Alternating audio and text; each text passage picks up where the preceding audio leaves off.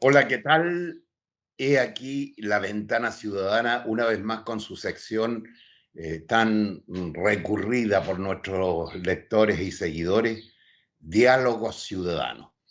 Esta vez, y para seguir con nuestros análisis respecto de lo que es el panorama político nacional, a que apunta fundamentalmente a las futuras elecciones presidenciales, a esta primera vuelta que se nos avecina, estamos una vez más con Marco Moreno, director de la Escuela de Gobierno de Universidad Central de Santiago de Chile, para Chile, América Latina y el mundo. Hola Marco, ¿cómo estás tú?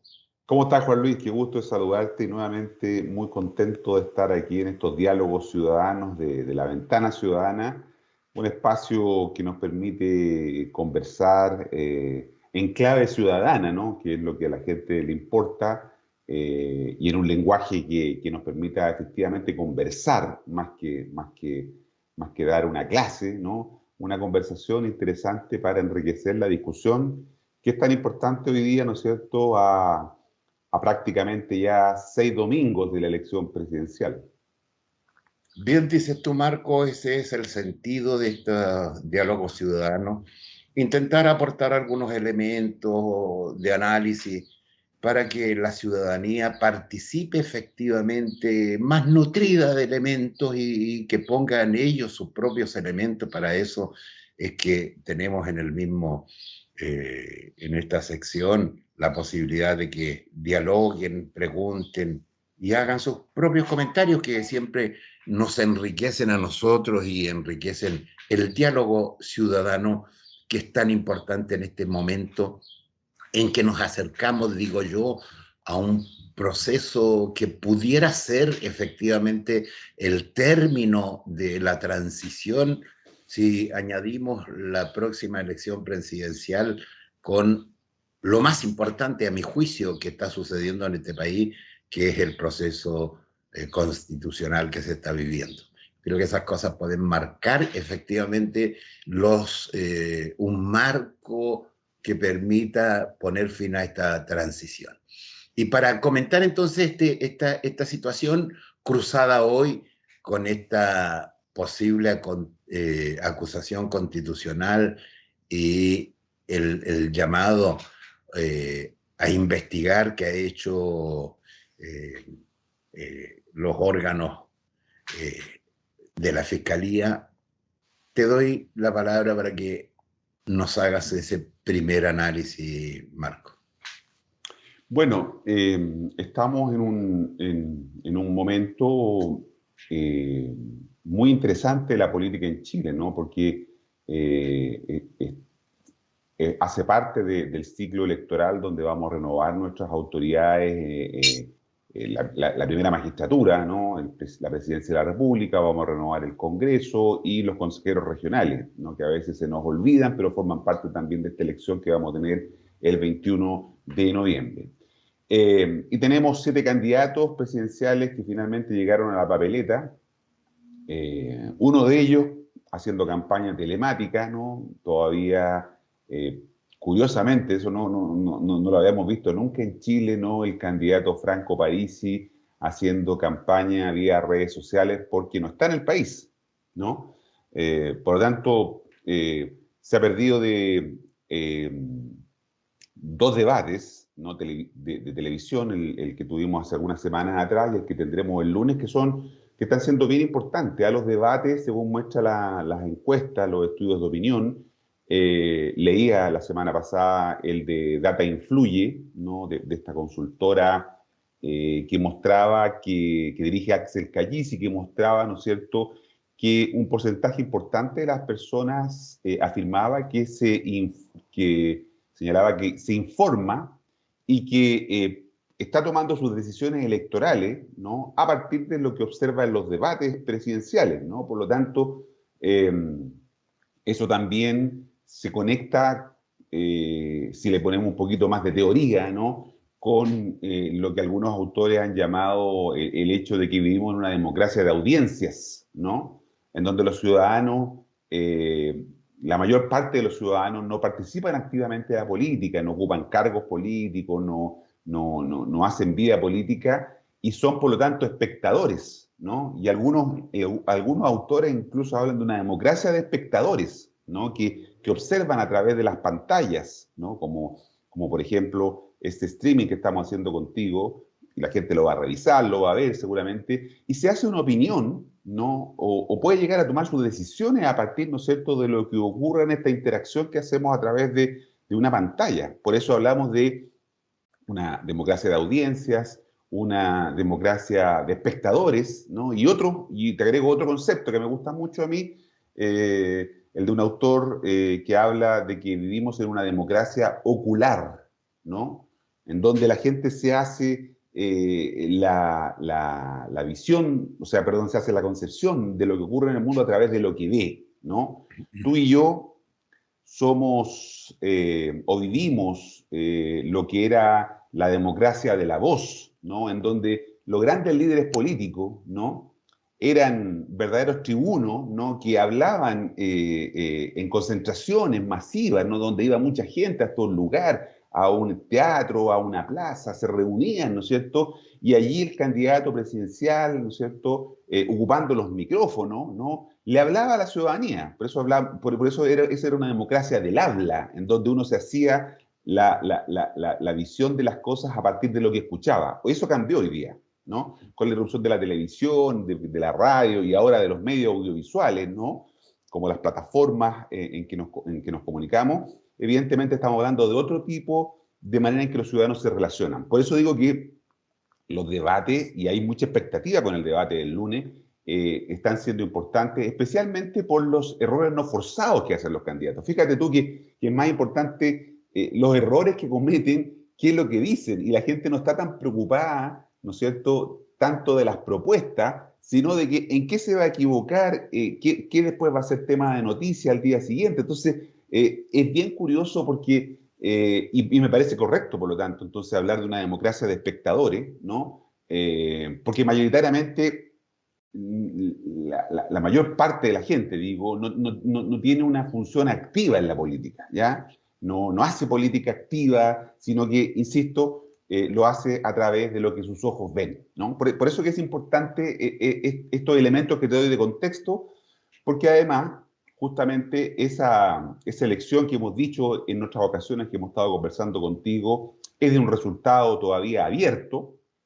Estamos prácticamente a 6 domingos de la elección, ¿no? El 21 de noviembre, 6 domingos, o sea, un tiempo muy reducido y no tenemos mucha certidumbre, ¿no?, respecto de quiénes son los candidatos que podrían pasar a la segunda vuelta. Recordemos que esto se va a definir en segunda vuelta, no se va a definir la elección, el presidente o presidenta, el domingo 21. Vamos a tener que esperar un mes más, al 19 de diciembre, para saber en la segunda vuelta presidencial quién gana la elección. Lo que está en disputa entonces el próximo domingo 21 es quiénes pasan a la segunda vuelta, quienes conforman el ticket de la segunda vuelta, y sí vamos a resolver quiénes serán los senadores, senadoras, diputados, diputadas, ¿no es cierto?, miembros del CORE, que son electos, ¿no? Por lo tanto, es una elección todavía abierta. Es cierto que el diputado Gabriel Boric es quien está hace algunos meses ya ocupando un lugar después de la primaria, fundamentalmente, ocupando la primera posición en las encuestas que para quienes nos están viendo, también averigüen, consulte, las encuestas que nosotros tenemos en Chile no son encuestas electorales, ¿no? Son estudios de opinión del clima de opinión pública, ¿no? Es decir, para saber qué es lo que está pensando la gente, pero a partir de esas encuestas es muy difícil hacer proyecciones electorales porque no son técnicamente encuestas electorales, porque no hacen preguntas electorales, ¿no? Y en segundo lugar, que es lo más importante, porque ninguno de los estudios de opinión es capaz de medir lo que se conoce como el votante probable, es decir, aquella persona que te responde y que tú tienes algún nivel de seguridad de que va a ir a votar el domingo 21. Por lo tanto, pueden preguntarnos a nosotros en una encuesta, ¿no es cierto?, qué nos parece y quién ganará la elección, pero resulta que tú ni yo vamos a votar y por lo tanto no tiene ningún valor ese dato. Entonces, por eso digo que, ojo, a tus seguidores, digamos, porque los estudios que conocemos semanalmente uno que se llama Cadem, y mensualmente otros como Pulso Ciudadano, Criteria y Data Influye, que salieron ya hace algunos días, son estudios de clima de opinión pública, o sea, más o menos el clima que hay, y por lo tanto eso es referido solo a ese momento en que se hace la encuesta, entonces, o el estudio de opinión. Entonces, por eso que no podemos predecir resultados electorales a partir de esos estudios de opinión, porque no son encuestas electorales, ¿no? La encuesta electoral tiene una metodología, tiene una estructura que es muy difícil de hacer con voto voluntario, ¿no? Esa es la dificultad que tiene esto, porque el voto voluntario no nos permite, o es mucho más costoso, calcular lo que técnicamente se conoce como el votante probable, es decir, aquella persona que tiene un alto porcentaje de probabilidad de ir a votar. Ningún estudio de opinión hoy día en Chile lo tiene con certeza definido, ¿no? Por eso que todas las encuestas fallan. Dicho eso, entonces, ese es el contexto en el que hoy día estamos, ¿no? Con un candidato que marca bien en las encuestas, Gabriel Boric, y donde el segundo lugar se ha ido perdiendo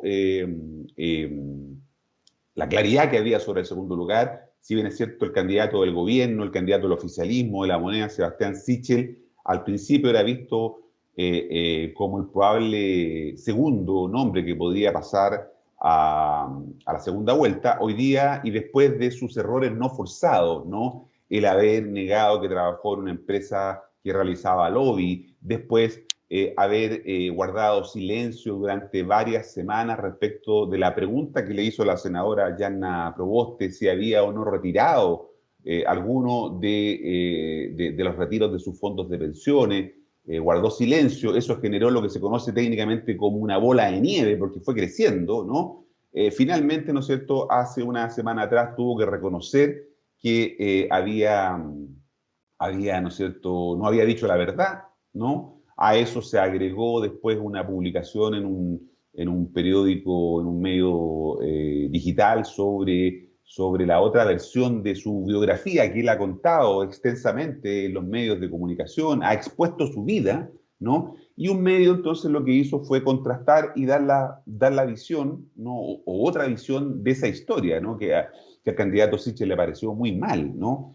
Porque entrevistaron al que fue su padre, a quien le dio su apellido. Recordemos que originalmente Sebastián Sichel, su nombre era Sebastián Iglesias, ¿no? Que era el apellido de la persona que era el marido o la pareja de su madre y que le había dado el apellido. Bueno, todos esos errores han influido, ¿no es cierto?, en que él haya perdido esa segunda posición y nada más ni nada menos, ¿no es cierto?, que el otro contendor de ese mundo, el mundo de la derecha, José Antonio Kast, esté hoy día, ¿no es cierto?, marcando, digamos, un porcentaje interesante, ¿no? Recordemos que el año 2017, la elección del año 2017, hace 4 años atrás, logró un 8% de los votos y hoy día está marcando el doble, ¿no? En los estudios está marcando 16, 15 por ahí, ¿no?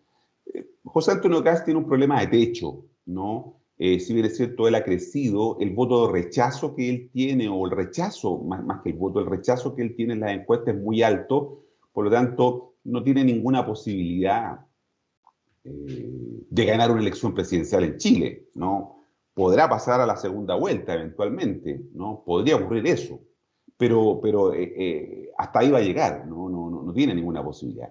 Y entonces también la senadora Yanna Proboste, ¿no? Ha ido capitalizando y tiene un liderazgo interesante en el sector, está consiguiendo alinear a los parlamentarios de su pacto, ¿no? El nuevo pacto social, ¿no? Y especialmente a la bancada de diputados y senadores, detrás de dos objetivos importantes. Uno que es el cuarto retiro, que está discutiéndose ahora en el Senado, ya se aprobó en la Cámara de Diputados, y también el tema de la acusación constitucional contra Sebastián Piñera. Eso es lo que está ocurriendo, ¿no es cierto?, en el contexto de los candidatos, pero hace una semana atrás se produjo un hecho que no habíamos previsto, que nadie sabía el efecto que podía tener, y que fueron, ¿no es cierto?, las revelaciones de una investigación que se hizo en el mundo, ¿no?, por periodistas independientes, conocidos como los Pandora Papers, ¿no?, que son filtraciones de documentos, de estudios de abogados en todo el mundo, y durante un largo tiempo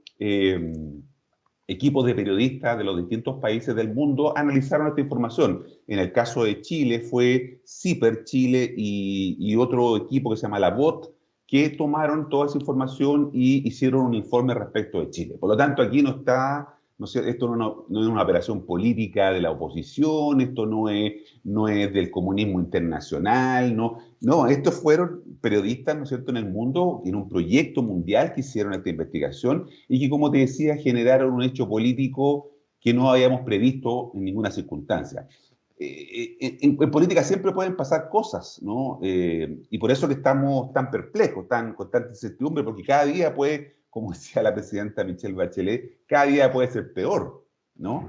¿Te acuerdas en esa famosa frase? Así es. Bueno, y así le ocurrió al presidente, porque el domingo pasado, entre el sábado, la madrugada y el domingo, se conocieron estos Pandora Papers que revelaban en el caso de Chile, ¿no es cierto?, situaciones oscuras en relación a la venta de la minera Dominga, donde la familia del presidente, a través de sus hijos, tenía una participación importante, le habrían vendido, ¿no es cierto?, la propiedad de la mina a un amigo íntimo del presidente Sebastián Piñera, Délano, ¿no? Carlos Délano, que estuvo involucrado en el Pentagate. ¿Te acuerdas que estuvo preso y finalmente fue condenado a unas clases de ética, ¿no?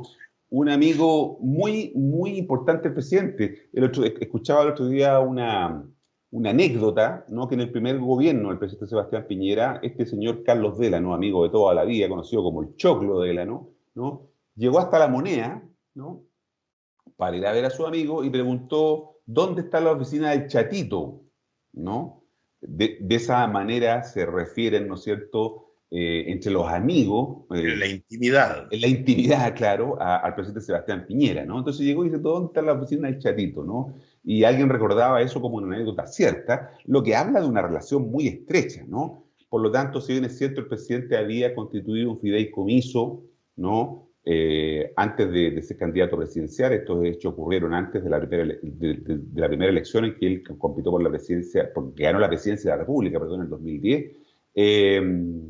Si bien es cierto, había constituido un fideicomiso ciego, resulta muy extraño todo lo que allí ocurrió, ¿no es cierto? Una operación de 152 millones de dólares, ¿no? Que se iba a pagar en 3 cuotas, ¿no? Y la tercera cuota, como podríamos decir, estaba condicionada a que no hubieran restricciones medioambientales para llevar adelante el proyecto de minera Dominga. ¿De quién dependía esa decisión? Del gobierno. ¿Y quién estaba en el gobierno entonces cuando se decidió, digamos, mantener sin una restricción medioambiental? Bueno, el gobierno del presidente Sebastián Piñera lo decidió, y por eso que ahí hay una probabilidad de un conflicto de intereses. Bueno, los días siguientes, lunes, martes, miércoles, jueves, fueron intensos en polémica, y dio lugar a lo que yo digo, fue la instalación de un clima de opinión destituyente. ¿Qué quiere decir esto? Que se conversaba en las redes sociales, las noticias estaban informando sobre estos hechos, los políticos conversaban, la gente probablemente en sus casas comentaban, y mira lo que pasó, qué sé yo. Entonces eso fue generando un clima destituyente. ¿Por qué destituyente? Porque se instaló la idea, ¿no es cierto?, de que el presidente evidentemente no debería seguir siendo presidente de la República si se comproban estos hechos.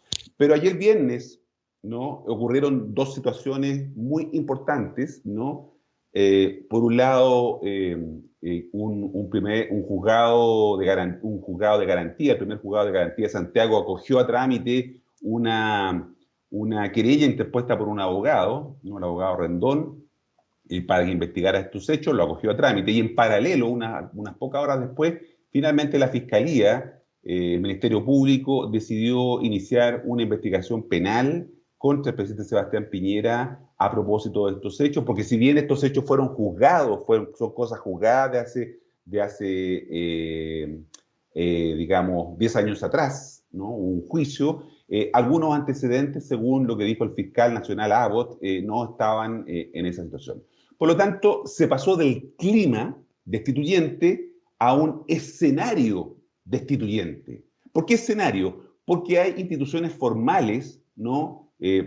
La Fiscalía, el Ministerio Público, ¿no? Los tribunales, que han decidido iniciar una acción de investigación para esclarecer estos hechos. Y la próxima semana, como hemos sabido, ingresaría el líbelo de una acusación constitucional contra el presidente Sebastián Piñera. Por eso que digo que pasamos del clima, de la conversación, de lo que pasaba en el medio ambiente, a un escenario, porque se configuran una serie de hechos que hacen que estemos hoy día comenzando a hablar entonces de un proceso de destitución del presidente de la República. Y el hecho más evidente, claro, notorio es la acción que ha llevado adelante la Fiscalía, ¿no? Nombró a una fiscal de dedicación exclusiva, a la fiscal de la región de Valparaíso, a cargo de este proceso, que va a tener que investigar los hechos, ¿no? Pero en paralelo va a ir corriendo la acusación constitucional que, como sabemos, y tus auditores también y tus seguidores tienen que tenerlo claro, la acusación constitucional es una atribución que tiene la Cámara de Diputados para fiscalizar los actos, ¿no? De las autoridades públicas, entre ellos el presidente de la República. Eso es una prerrogativa que tiene en la Cámara de Diputados, ¿no? Y es un juicio político, ¿no? No es un juicio penal, no es un juicio civil, no es que los parlamentarios, ¿no es cierto?, o no es que en esa acusación constitucional haya que tener a la vista, ¿no es cierto?, los antecedentes sobre prescripción de un delito, sobre si fue hecho o no hecho, no. Esa discusión es una discusión que corre por otro carril, ¿no?, que es el de la Fiscalía, el de la Justicia. Aquí hay un proceso político, ¿no?, y en donde los parlamentarios tendrán que mostrar, los acusadores tendrán que dar los argumentos, ¿no?, respecto de por qué, ¿no es cierto?, el presidente había incurrido en un daño a la imagen del país o, ¿no es cierto?, haber desarrollado negocios incompatibles con su cargo, ¿no? Y por lo tanto se configuraría una situación de conflicto de intereses o de cohecho, o, en fin, de coima, y eso tienen que demostrarlo, ¿no? Todo esto, Juan Luis, y a tus seguidores, se va a desarrollar en paralelo con la elección presidencial, ¿no? Y por lo tanto, probablemente la acusación constitucional en la Cámara de Diputados sea votada pocos días antes de la primera vuelta presidencial del 21 de noviembre. Ese es el escenario, entonces, en el que hoy día estamos, y en la segunda parte, si quieres, hablamos respecto de los efectos que tiene sobre la carrera presidencial, pero te dejo planteado ese escenario en el que hoy día estamos, ¿no es cierto?, y que está influyendo y efectivamente está generando una situación muy compleja para el presidente de la República. Ayer el presidente de la República hizo un segundo punto de prensa, ¿no?, a mi gusto un poco mañoso, ¿no?, durante la tarde, porque la acusación o, digamos, el proceso que se está llevando adelante por la Fiscalía, ¿no?, no es contra el gobierno, ¿no?, es contra la persona Sebastián Piñera Echenique, que hoy día es presidente de la República. Sin embargo, ayer vimos porque ya hemos dicho te decía, de la democracia ocular, ¿no es cierto?, de lo que la gente ve. Ayer vimos al presidente flanqueado por dos ministros, ¿no?, hablando desde la moneda. Entonces, queda la duda de que es el gobierno el que estaría involucrándose en una situación personal. No es que el gobierno de Chile sea, ¿no es cierto?, o esté en tela de discusión. Es la figura del presidente de Sebastián Piñera, que hoy día es presidente de la República. Pero entonces no es buena cosa, creo yo, mezclar esto, y lo que hizo el presidente ayer, ¿no es cierto?, en este punto de prensa fue por segunda vez consecutiva mezclar las cosas cuando uno ve a dos ministros de Estado, ¿no?, al ministro de la Presidencia, al ministro secretario general de Gobierno, ¿no?, flanqueando al presidente con la bandera de Chile desde la moneda. Uno dice, bueno, aquí hay un ataque al gobierno, y no es así, ¿no? Entonces, es muy importante esto porque hay que separar las cosas, porque de lo contrario eso desvirtúa nuestro análisis. Te agradezco en nombre de nuestros seguidores esta claridad con que tú planteas lo que es el escenario político que cruza este marco general que va tiñendo de una u otra forma el clima electoral que estamos viviendo. Y entonces tenemos que el clima electoral está marcado por la situación política nacional, con este hecho fundamentalmente, Pero también hay otros elementos que tú señalas que van a influir en este clima, como es el foro que nos viene. Pero además se te quedó, Marco, permíteme tú, en el comportamiento de los candidatos, en el caso de Sichel, el hecho de que en la votación en la Cámara de Diputados del cuarto retiro, él había llamado con mucho énfasis a poner orden y resulta que su orden no fue acogido por muchos diputados de su sector y eso lo deja también mal parado. Ahora, los comentarios respecto de los foros han señalado la mayoría de los espectadores y comentaristas políticos que empieza a subir de modo significativo José Antonio Kast y señalan ellos que el elemento central tiene que ver con la claridad que plantea sus ideas. Sin embargo, mi diferencia respecto de ese comentario es que José Antonio Kast ha puesto pocas ideas, porque en realidad no tiene muchas ideas más que el levantar una política de derecha, de ultraderecha, que por otro lado le marca un límite en sus posibilidades y crecimiento electoral. Y digo que pocos argumentos porque si hacemos un ejercicio riguroso de ver cuántas ideas de gobierno, de desarrollo programático, él no dice mucho. Él tiene claridad en plantear 3 o 4 cosas, pero no hay, si se sometiera a un riguroso análisis respecto de lo que él quiere como teoría política y plan de gobierno, él está en contra de cuestiones que la mayoría del país no las acepta. Por ejemplo, él está por militarizar la Araucanía. Él está por una política dura contra los migrantes. Él está por derechizar el país. Y eso cruza y es criticado por mucha gente, incluso de su sector, incluso de posibles electores de Sichel, que podrían pasarse hacia él, viéndolo como una alternativa mejor que la de Sichel, dado el desbancamiento que está sufriendo. Pero eso no puede suceder porque no están las ideas que representen a los sectores medios, a los sectores, comillas, democráticos de derecha. Por otro lado, yo creo que el escenario para Jasna Proboste le genera un marco interesante para salir de un primer periodo que yo llamaría de encriptamiento de la candidata por estar cruzada con 2 alternativas: o ponerse detrás de los sectores políticos que la apoyan o de una candidatura ciudadana. Me da la impresión, Marco, y me interesa tu opinión, de que ella está más bien por una candidatura más ciudadana. Obviamente que no puede despreciar el rechazo a los partidos políticos, pero ella está más por un planteamiento en donde se deshaga un poco de la actitud histórica que han tenido los partidos políticos y los dirigentes de los partidos políticos en esta nefasta actitud de grupos de poder.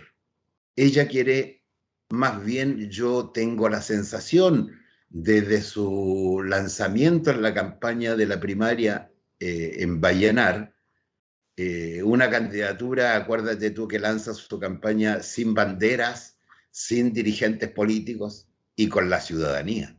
Entonces, yo creo que hoy día Jasna Proboste tiene muchas posibilidades de crecer, primero por el desinflamiento, por decirlo así, de Sichel, Segundo, porque en este periodo, y es algo que hay que tomar en cuenta que tú señalabas al paso, ¿quiénes son los que van a votar? Y yo tengo la impresión de que quienes van a votar son fundamentalmente jóvenes que se han subido al carro eleccionario y que están una gran mayoría por Boric. Pero también esa gente de 60, 55 años para arriba, que son electores tradicionales que yo creo que buscan una candidatura que les dé más certeza, más seguridad, más orden, más consistencia. Y en ese marco, yo creo que Yanna Proboste tiene muchas posibilidades de crecer.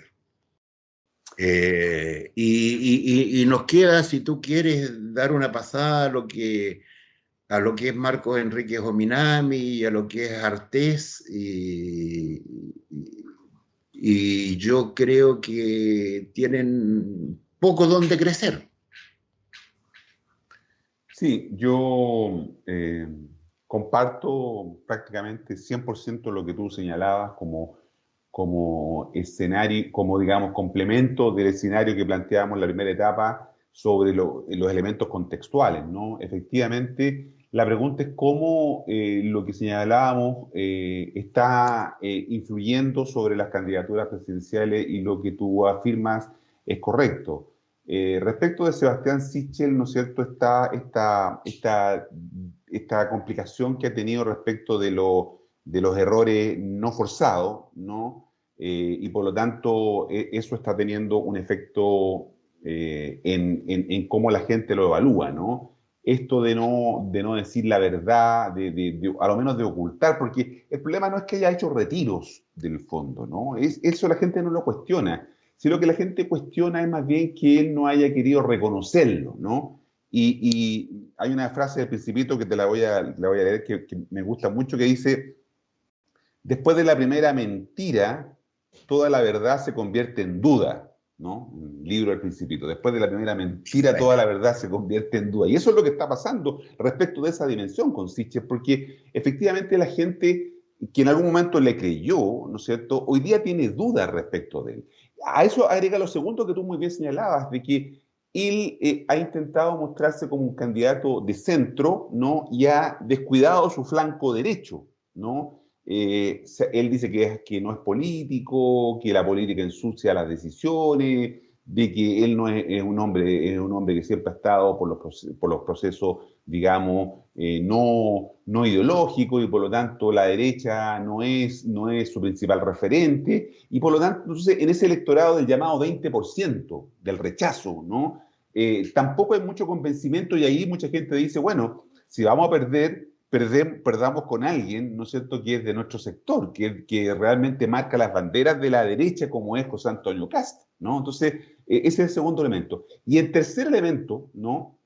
Estos dos son errores no forzados de Sichel, ¿no? El no decir la verdad, el ser ambiguo con su sector político. Pero el tercer elemento, que no depende de él, creo yo, tiene que ver con el efecto de lo que está pasando con Piñera. Sichel es el candidato de la moneda, Sichel es el candidato del gobierno, no hay ninguna duda, ¿no? Fue ministro de Sebastián Piñera, ¿no? Y por lo tanto, este malestar de la gente, esta rabia de la gente, ¿no es cierto?, esta indignación de la gente con esto que está pasando con los Pandora Papers, se va a expresar de alguna manera, ¿no? Se expresa, como te decía, en el clima destituyente de que la gente dice, no, esto no puede ser, el presidente tiene que tener responsabilidad, tiene que haber una sanción para el presidente, ¿no? Pero también se puede expresar eso, ¿no es cierto?, en un voto de castigo de parte de los ciudadanos. Piñera no va a estar en la papeleta del 21 de octubre, del 21 de noviembre, no va a aparecer su nombre ahí, pero sí va a aparecer el nombre de su candidato, ¿no? Y por lo tanto la gente, Va a al estar ver eso, ¿no Sebastián es ahí. cierto? Exactamente, va a estar Sebastián ahí. Entonces lo que va a hacer la gente, ¿no es cierto?, es, incluso de su sector, castigar a Piñera y votar por cualquiera de los otros, ¿no es cierto? Me imagino que será entre Kast y Yanna Proboste, ¿no es cierto?, por quienes podrían votar para castigar, ¿no es cierto?, a Sebastián Sichel. No van a votar ni por Boric, no van a votar ni por Meo ni por Artés. Por lo tanto, creo que el voto de castigo podría sobre todo del elector moderado que antes que había votado por Piñera el 2017, ese voto de castigo podría expresarse en las urnas, ¿no es cierto?, en relación a Sebastián Sichel. Por lo tanto, ese malestar, esa indignación, esa rabia, ¿no es cierto?, podría convertirse, ¿no?, en este tipo de votante, porque el votante, no, el elector no es un elector racional, no es que tome decisiones racionales y diga voy a separar las cosas. Piñera una cosa, pero el señor Sichel es otra cosa. No, ese elector racional no existe. La gente vota cada vez más con las sensaciones, con los sentimientos, con la emoción. ¿Y cuál es la emoción que está instalada hoy día? Bueno, la molestia, la rabia, la indignación, ¿no es cierto?, con un presidente que siempre que tiene una pulsión por los negocios irrefrenable, ¿no?, que lo lleva incluso a hacer todo este tipo de cuestiones, ¿no?, que evidentemente uno dice, oye, 152 millones de dólares, o sea, el día domingo, cuando estaban, ¿no es cierto?, almorzando él con sus hijos, los hijos en ningún momento hicieron ningún comentario, papá, nos vamos a ganar 152 millones de dólares con la venta de la Avenida Dominga, eso es absolutamente, ¿no es cierto?, no creíble, ¿no? Como dice el fiscal Gajardo, somos tontos hasta las 12, no, el ex fiscal Gajardo, perdón, no es razonable en una conversación de la familia que no hubiera un comentario, porque el presidente dice, yo no tenía idea de nada de esto, ¿no? Perdón, Marco, déjame un comentario muy cortito. Esa rabia, esa indignación, esa influencia respecto de este marco de la política, se remarca más hoy día cuando hay parlamentarios de la derecha que están pensando en apoyar el solo hecho de que lo digan, de que esto hay que investigar, influye en el razonamiento de la gente de ese sector. Exacto. Exacto, porque la moral, la ética, ¿no es cierto?, empieza a ser muy relevante para las personas, ¿no? O sea, durante mucho tiempo la ética, la responsabilidad pública había como quedado de lado y habíamos dicho, bueno, lo importante es que crezcamos, da lo mismo cómo lo hacemos, ¿no es cierto? Esta teoría de que no importa el color del gato, sino que el gato sirva para que es su objetivo, nos da lo mismo cómo lo haga. Hoy día eso ha cambiado, ¿no? Entonces, la gente ha subido mucho el estándar ético, ¿no? Y por eso que hoy día el presidente Piñera está en un problema. Y por eso que su candidato, ¿no es cierto?, está en un problema, está en una situación muy compleja. Tú decías después, y esto también afecta a los otros candidatos. A Boric lo pone en una situación también complicada, paradojalmente, ¿no? Porque su sector, su bloque, le está pidiendo que él asuma el protagonismo, o tendría que asumir un protagonismo en la acusación constitucional, ¿no? Recordemos que Gabriel Boric fue miembro de la primera comisión en el Parlamento que investigó estos hechos, la comisión Dominga, no fue a ninguna de las sesiones, ¿no? Él decía porque eran los días lunes él estaba en Magallanes, pero no fue a ninguna, siendo miembro, pues, sabes que son sorteados los parlamentarios Sí. para ser miembro de una comisión, ¿ya?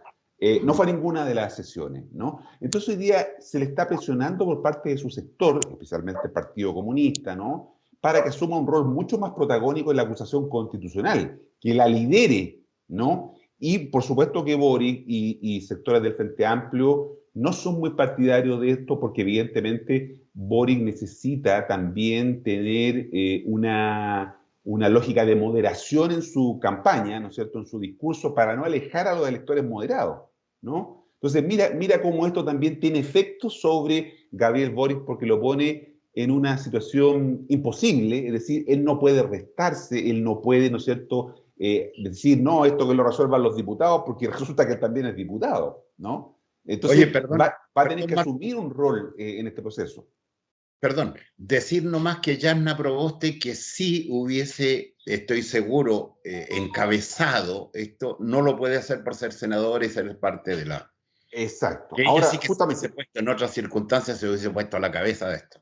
claro, ahí voy. Yanna Proboste, hablamos de Sichel, Boric, ¿cómo afecta a Yanna Proboste? Bueno, efectivamente la senadora Proboste ha hecho, como tú decías, muchos esfuerzos por demostrar un liderazgo en su sector. Es muy importante esto que yo llamo el test del liderazgo, el test de la gobernabilidad. ¿Sí? ¿Qué capacidad tengo yo como líder político, ¿no es cierto?, como líder de un sector, de alinear, de ordenar, en este caso a los parlamentarios detrás de un objetivo, ¿no? Ella lo consiguió, lo ha conseguido en la Cámara de Diputados respecto al cuarto retiro. Se dice que tiene muy avanzadas las conversaciones con los parlamentarios, con los senadores que estaban más dudosos del cuarto retiro, y de los 5 que estaban en duda ya tiene con más o menos, ¿no es cierto?, alineados a 3 o 4 de esos 5, ¿no?, con lo cual se podría notar una victoria porque demostraría, ¿no?, un liderazgo, que es muy importante. Hoy día hay un vacío de liderazgo, hay vacío de conducción, y si tú eres capaz de demostrar, ¿no es cierto?, que lograste alinear, en este caso a los parlamentarios, detrás de un objetivo, ¿no?, eso es una señal importante en este test que te digo yo de liderazgo, de capacidad de gobernar un sector político, ¿no? Evidentemente, respecto del segundo objetivo, donde ella podría demostrar liderazgo, que es en la acusación constitucional, no lo puede hacer, como tú muy bien dices, porque los senadores actúan como jurado si es que la acusación llega al Senado, si es que se aprueba en la Cámara de Diputados y si pasa al Senado, las senadoras y los senadores deben votar igual que un jurado, sí o no a la acusación constitucional. No tienen, no pueden Argumentar. digamos, o sea, pueden argumentar, pero tienen que emitir su voto, ¿no? Y entonces, si No, cualquier pero no pueden senadora, argumentar antes. exacto, si cualquier senadora o senador en esta etapa previa, ¿no es cierto?, se pronuncia respecto del fondo de la cuestión, ¿no?, podrían ser objeto de inhabilidad. Es decir, cualquier persona, tú, yo, un parlamentario, podría solicitar la inhabilidad, hay que hacer un proceso, solicitar la inhabilidad de ese senador o senadora si se pronuncia. Por eso que todos han sido muy cautos respecto de esta cuestión, porque evidentemente podrían quedar inhabilitados. Por lo mismo, la senadora Proboste no puede aparecer ella conduciendo, ¿no? Como probablemente tú dices, lo habría hecho, ¿no? Poder conducir este proceso destituyente del que he hablado, ¿no? El clima, el escenario y ahora el proceso destituyente evidentemente ya no lo puede conducir. Pero junto con la caída, el desfonde que está teniendo la candidatura de Sebastián Sichel, producto de esto también, ¿no?, y de los errores no forzados que él ha cometido, evidentemente ahí hay algunos electores moderados que podrían ver como una alternativa, ¿no?, prácticamente la única alternativa posible, la candidatura de la senadora Yarna Proboste, ¿no? Por lo tanto, no toda la votación capitalizar José Antonio Kast, porque como decía al principio, Kast tiene un techo, ¿no? Y el techo es que en los mismos estudios de opinión que conocemos hoy día, más del 50% dice que por ningún motivo votaría por José Antonio Kast, ¿no? Entonces, él no va a crecer más allá del 20%, démosle el 20% del rechazo, supongamos que todo eso se lo lleva a él, ¿no? Eh, que no es así, pero bueno, supongamos eso. Entonces, la senadora Proboste tiene la posibilidad de capitalizar parte también de ese elector moderado. No estoy diciendo que sea un elector de derecha, estoy diciendo un elector moderado, un elector de centro, ¿no?, que enfrentado a la disyuntiva de que Sebastián Sichel es un candidato que viene cayendo, que José Antonio Kast no tiene ninguna posibilidad, ¿no es cierto?, aún así que pasar a la segunda vuelta de ganar una elección presidencial. Por lo tanto, la senadora Proboste podría ser una opción razonable para enfrentar en segunda vuelta a la candidatura de Gabriel Boric, ¿no? Entonces, ese es el escenario. Como tú decías, los otros candidatos, bueno, uno no está en Chile, no sabemos en qué está, Franco Parisi, ¿no? Se acaba de aprobar la semana pasada, ¿no es cierto?, ¿cómo se llama?, proyecto que establece una nómina de personas que no han pagado sus pensiones alimenticias y que van a hacer, por lo tanto, se les van a aplicar una serie de medidas. Él, en su situación en que está hoy día, podría caer en ese listado, ¿no? Si es que no resuelve su situación y, por lo tanto, mayor impedimento. Pero en los hechos él no está en Chile, ¿no?, y está haciendo campaña a través de redes sociales. Y como tú decías, Artés es un candidato de nicho, ¿no? Está haciendo una candidatura bien simbólica, y Marco Enrique Ominami evidentemente no es el Marco Enrique Ominami del año 2010, ¿no es cierto? No tiene la frescura, ha estado rodeado de una serie de elementos, pero ojo, yo tengo la impresión que Marco Enrique Ominami va a incomodar a Gabriel Boric el lunes, ¿no? Va a tratar de sacarlo de su zona de confort a Boric, ¿no? Lo hizo en el debate pasado, lo hizo José Antonio Cast, ¿no? Lo hizo Yanna Proboste, pero a ellos dos se va a sumar ahora, se va a sumar Marco Enrique Ominami, ¿no? Vamos a tener que estar atentos porque Enrique Ominami dice que Gabriel Boric es uno de los responsables de que no haya habido unidad en la oposición, una sola candidatura, ¿no? Y le han rostrado mucho eso, claro, porque en realidad no es que sea Boric, sino que es su sector, el Frente Amplio, el que no quiso llegar a un acuerdo con el resto de la ex concertación para poder tener un entendimiento de un candidato único, una candidata única. Entonces, vamos a ver que Marco Enrique Minami va a tratar de también hacer lo suyo el próximo lunes, ¿no? Y por eso que es bien interesante lo que podamos ver, un debate que lamentablemente es un poco tarde, ¿no? Parte a las 10:30 de la noche, ya sabemos que mucha gente, si bien es cierto ese día lunes es feriado, ¿no? Pero mucha gente prefiere hacer otras cosas también y no solamente ver un debate presidencial. Pero bueno, puede tener un rating alto por las razones que te señalaba al principio de la conversación y por lo tanto vamos a ver las reacciones el día martes y cómo esto puede influir, ¿no es cierto? Este segundo debate puede influir. El día viernes de la próxima semana hay otro debate de la ARCHI, de la Asociación de Radiodifusores de Chile. También hay mucha gente en Chile que sigue escuchando la radio y por lo tanto la radio además es uno de los medios que sigue gozando de credibilidad. Por lo tanto, ese debate de la ARCHI también va a ser interesante. Es decir, la próxima semana tenemos el lunes el debate presidencial, el debate de la ARCHI, cómo evolucione el tema de la presentación de la acusación constitucional, ¿no? Y por lo tanto va a ser una semana muy intensa, es la próxima, pero las otras 6 que se vienen por delante, sin duda alguna, ¿no es cierto?, pueden influir demasiado, creo yo, en la decisión presidencial de los ciudadanos. Los electores, las personas, cada vez más están tomando su decisión electoral hacia el final, hacia el momento mismo de la elección. No es que la gente tenga tomado ya su decisión, porque la gente vota cada vez más de manera, ¿no es cierto?, práctica, es decir, vota caso a caso. No es que porque yo voté en mayo por la lista del pueblo, ¿no es cierto?, o por el Frente Amplio, ahora voy a votar por Boric. No, no, la gente está votando caso a caso, la gente está votando según la biografía de los candidatos y según, y esto es muy importante, según los acontecimientos de la campaña.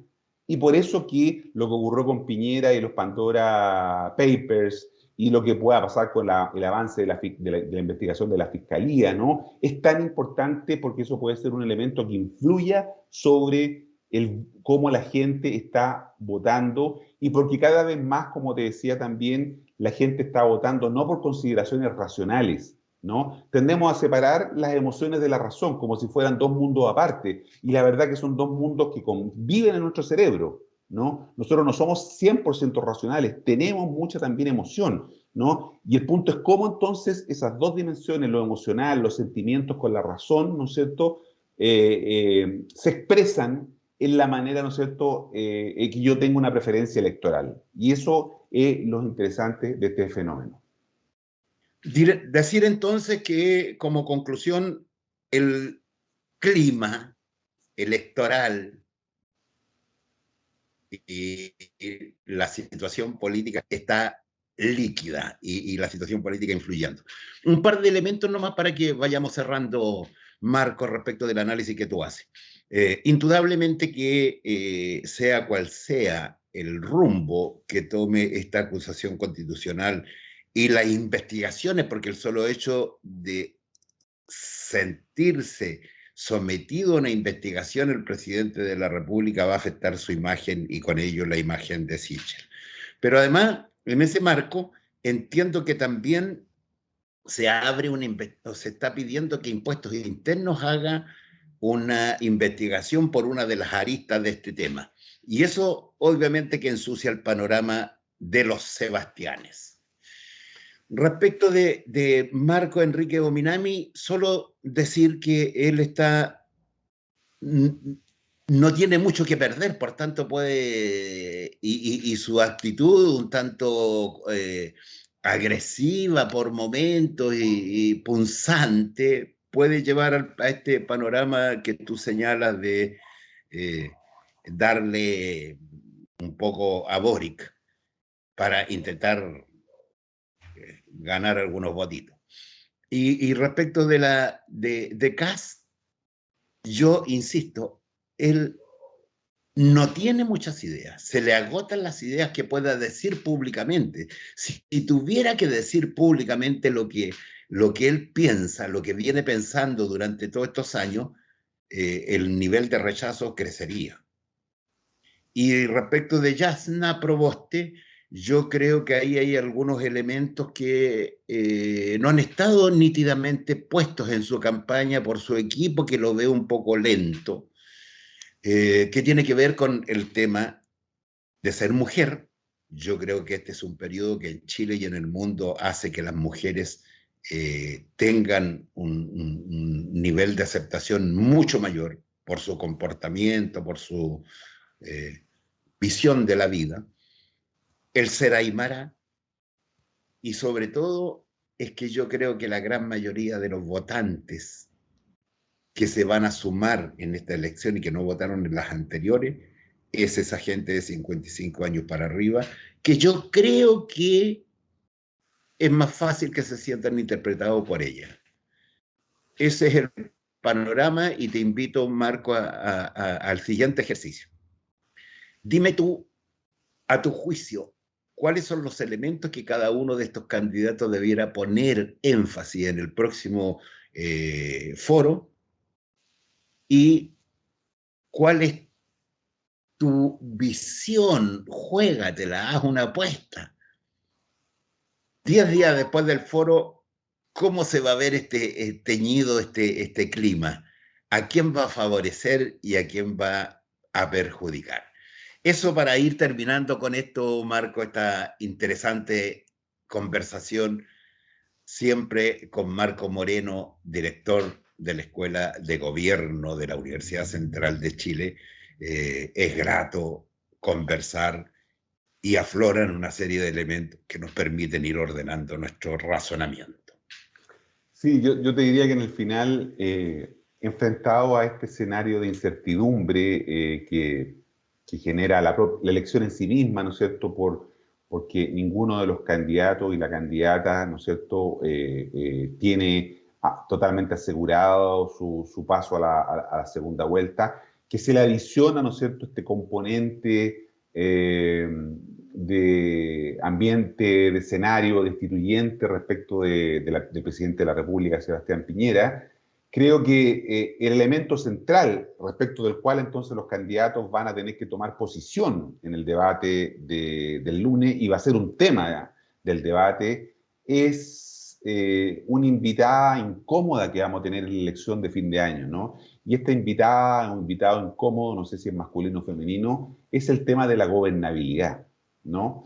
Y por lo tanto, la pregunta que los ciudadanos y las ciudadanas deberían hacerse en los próximos días es quién de estos candidatos y candidatas, ¿no?, es el que puede generar mayores condiciones de gobernabilidad, ¿no? En un escenario después de la elección, a partir del 11 de marzo, cuando asume el presidente o la presidenta, que va a ser bien complejo, no vamos a tener constitución, todavía va a haber un clima destituyente importante de cuestionamiento, ¿no es cierto?, una pulsión fuerte en esa dirección, ¿no?, con una situación económica que comienza a verse ya, tenemos las primeras señales, ¿no?, el incremento de la inflación, el IPC que subió en 1,2%, el alza de la UEF, en fin, una serie de situaciones que hacen ver que la economía va a tener un comportamiento no fácil en los próximos meses, ¿no? No sé si te lo dije, lo conversamos la otra vez, pero hay toda una generación, ¿no? Hay un grupo de gente que tiene hoy día 30 años en promedio, que no conoce esta expresión que seguramente tú y yo la conocemos y muchos de tus seguidores la conocen muy bien: apretarse el cinturón, ¿no? En 30 años no habíamos hablado de apretarse el cinturón, ¿no? Esa era una frase, no sé, de 30, 40 años atrás, ¿no? Cuando en los 80, comienzo de los 90, en los 70, cuando la situación económica no era fácil en este país. Hoy día ¿no? Hay una generación completa que no ha vivido, ¿no? Las estrecheces económicas propias, ¿no es cierto?, de cuando la abundancia desaparece, ¿no? Por lo tanto, estos elementos, ¿no? El escenario político incierto, una economía, ¿no es cierto?, que nos va a afectar, un clima destituyente que todavía va a estar dando vuelta, nos llevan a preguntarnos entonces si quien resulte electo el 19 de diciembre, en la segunda vuelta, es la persona adecuada para enfrentar ese escenario, ¿no? Y por lo tanto, cuando hablo de ese escenario, hablo de los problemas de la gobernabilidad, ¿no? Es decir, la capacidad, ¿no es cierto?, de procesar demandas que son siempre complejas, ¿no es cierto?, en un equilibrio de respuestas, ¿no?, en un marco democrático, ¿no? Pues eso es lo difícil, porque yo te puedo dar respuesta a tus problemas, ¿no? Pero tengo que hacerlo en un contexto en donde tengo un Congreso, tengo tribunales de justicia, no es que yo haga lo que yo quiera, ¿no? Entonces, para eso se requieren ciertas capacidades, ¿no? Y esas tienen que ver con la gobernabilidad. Por eso digo que una convidada de piedra que vamos a tener en la elección va a ser el tema de la gobernabilidad. La gobernabilidad es un tema que nosotros hablábamos a comienzos de los 90, te acordarás tú, Juan Luis, cuando pasamos de una dictadura a una democracia. Y la duda era si el gobierno democrático, el primer de gobierno, el presidente Patricio Aylwin, iba a poder terminar su mandato, iba a poder gobernar, ¿no? Entonces, la duda era sobre la gobernabilidad, ¿no? Si estos socialistas, demócratas, cristianos iban a poder gobernar el país, era lo que decía la dictadura, ¿no? Entonces, hoy día nos enfrentamos a un fenómeno parecido, es decir, si quien resulte electo o electa va a poder enfrentar estos desafíos que son muy, muy profundos, como los que te señalaba, desafíos que vienen de la política, porque no va a haber constitución, se va a estar redactando la constitución. Recordemos que la convención tiene que trabajar hasta julio del próximo año, después viene un plebiscito de salida que probablemente sea en septiembre, ¿no? Por lo tanto, todo el próximo año no vamos a tener texto constitucional, ¿no? Entonces vamos a estar ahí en una situación muy ambigua. Lo económico y lo social, producto de este clima, ¿no es cierto?, de protesta que puede volver a aparecer, hacen entonces un escenario complejo. Entonces, a tu pregunta, yo diría que quien se pronuncie, quien muestre mejores condiciones para enfrentar los problemas de la gobernabilidad que vamos a tener en los próximos meses, es quien puede tener más opciones de convertirse en presidente o presidente de la República. Esa decisión la tendrán que tomar los ciudadanos, pero es muy importante en este diálogo que estoy teniendo contigo y de quienes nos siguen cuando vean esta transmisión en los días siguientes, ¿no? También se pregunten sobre lo mismo. ¿Quién de los candidatos, de los 7 candidatos hoy día que están presentes, puede generar mayores condiciones de gobernabilidad para el país? Puede ser puede ser que el que a mí no me guste totalmente, pero la pregunta es, ¿cuál de esos 7, ¿no? Es el que yo creo que puede intentar resolver estas demandas que vamos a tener, muy, muy altas demandas, ¿no es cierto?, con capacidad de respuesta que no siempre están a la altura. Y eso es, ¿no es cierto?, generar o hacerlo en un contexto democrático, y eso es gobernabilidad. A eso me refiero, ¿no es cierto?, cuando hablo de eso. Entonces, esa es la gran pregunta. Vamos a ver si se pronuncian respecto de eso el próximo lunes en el debate de Anatel, o en el debate de la Archi, que será el día viernes, y con esos elementos seguramente también la próxima vez que conversemos contigo probablemente tengamos algunos datos más que esperemos sea antes de la elección para poder hacer algunos pronósticos ya con más elementos sobre la mesa. Muchas gracias, Juan Luis, por tu espacio, ¿no? Tan generoso que siempre nos entregas para poder tener esta agradable conversación contigo y con tus seguidoras y tus seguidores. Telegráficamente te insisto, 5 o 7 días después de estos foros, ¿cómo se movería un poco este clima? ¿Quién podría quedar, según tú? No quiero que seas pitonizo, pero que nos dé un barniz. ¿Cómo se movería el tema, a lo menos de las encuestas? Yo tiendo a pensar que después del debate se va a tener mayor claridad, que los que tienen más opciones de pasar a la segunda vuelta son Gabriel Boric y Jana Proboste, ¿no? por los elementos que te he señalado. Creo que allí va a estar, ¿no es cierto?, la disputa que podría darse en una segunda vuelta, que es otra elección y estaremos hablando de otros elementos, pero creo que el debate puede marcar una inclinación, ¿no es cierto?, respecto de estos dos nombres, por los elementos que hemos entregado aquí, lo que tú señalabas de lo que son las condiciones de la senadora Proboste. Marco Moreno, director de la Escuela de Gobierno de la Universidad Central, en nombre de la dirección de la Ventana Ciudadana y de todos nuestros seguidores, por supuesto que te damos las gracias y yo creo que va a tener que acostumbrarse nuestro público porque después de los foros vamos a tener que encontrarnos. A ver si sumamos alguna politóloga, alguna colega de tu área para que hagamos un análisis incorporando la voz de las mujeres. Trabajemos para eso, te invito, para que podamos tener, pasado un par de días de los foros, una nueva conversación. Con mucho gusto, estaremos atentos a eso entonces. Todos los micrófonos para que usted se despida. Decirles a tus seguidores y seguidores que es importante lo que ocurra en las próximas 6 semanas, en realidad, 6 semanas, que si pueden tener tiempo de revisar el debate, ¿no? Tanto en la televisión como en la radio lo hagan, porque allí van a haber definiciones importantes para que se hagan una idea respecto de lo que está en juego y puedan tomar una decisión más informada. De eso se trata la democracia, de participar, pero de hacerlo informadamente con los elementos necesarios para poder tomar decisiones. Eso esperamos entonces y como tú dices, estaremos conversando sobre esos debates seguramente en los próximos días. Juan Luis Castillo Moraga, su servidor, humilde servidor, en este espacio tan importante para la Ventana Ciudadana, Diálogo Ciudadano. Por supuesto que no me puedo ir sin despedirme de cada uno de ustedes, amigos y amigas, en Chile, en América Latina y en el mundo entero. Dándole las gracias a nuestro experto técnico de redes, Rodolfo Kohler, que está detrás de pantalla colaborando para que llegue a ustedes de la mejor forma posible este diálogo ciudadano.